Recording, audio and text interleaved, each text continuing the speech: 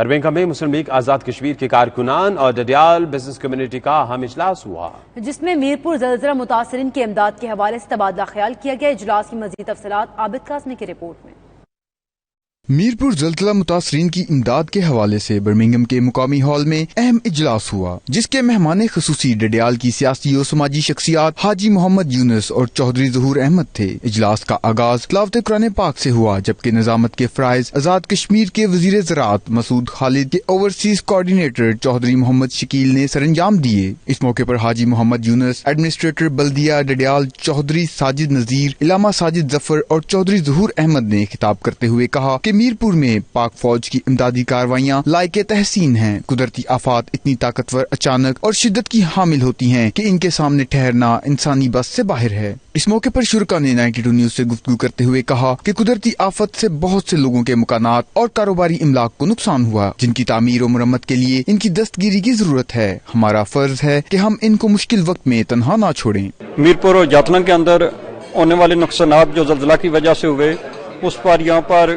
کشمیری اور پاکستانی کمیونٹی نے بڑھ چڑھ کر حصہ لیا، اور تمام لوگوں نے اس بات کا عہد کیا کہ انشاءاللہ تعالی ہم ان کی پوری مدد کریں گے۔ یہاں جو کمیونٹی ہے یہ اللہ کے فضل و کرم سے ہمیشہ جو ہے انہوں نے جب بھی پاکستان کے اوپر کشمیر کے اوپر برا وقت آیا، انہوں نے ہمیشہ جو ہے یہ دل کھول کر مدد کی، اور آج بھی یہ لوگ جو ہیں یہ بالکل تیار بیٹھے ہیں۔ جتنے بھی لوگ یہاں تشریف فرمائے ان کا تعلق ضلع میرپور سے ہے، انہوں نے یہ کہا ہے کہ ہم متاثرین جو زلزلہ ہیں ان کی بھرپور مدد کریں گے۔